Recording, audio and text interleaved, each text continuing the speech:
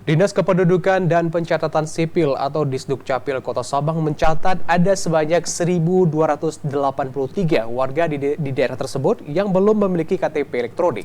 Sebagian besar yang belum memiliki KTP elektronik ini adalah para remaja yang juga akan menjadi pemilih pemula pada pemilu 2023 mendatang.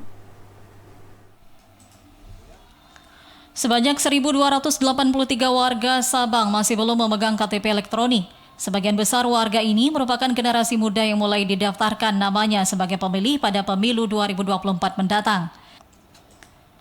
Menurut Kepala Disdukcapil Kota Sabang, Aidil Fitri, sejak adanya instruksi dari pemerintah terkait dengan pembuatan KTP elektronik bagi pemilih pemula yang akan menggunakan hak suaranya pada pemilu 2024 mendatang, angka penduduk yang belum memiliki KTP elektronik juga turut bertambah.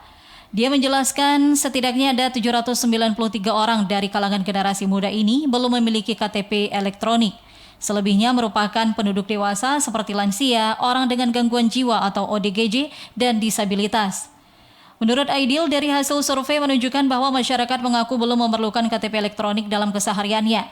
Di samping itu, masalah jaringan internet dalam mengoutput identitas juga kerap menjadi kendala. Namun begitu, menurut Aidil, pihaknya terus melaksanakan upaya perekaman, diantaranya jemput bola, baik ke sekolah-sekolah maupun ke tempat tinggal penduduk yang tidak dapat datang ke kantor Disdukcapil setempat. Jadi tidak ada yang tertinggal.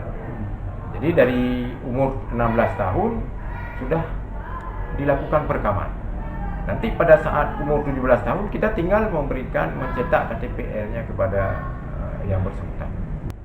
Ia menambahkan jumlah penduduk sejalan dengan kebutuhan kartu identitas tiap waktu dan dinamis. Diakuinya memang persentase tidak akan pernah mencapai 100% dari target yang diinginkan.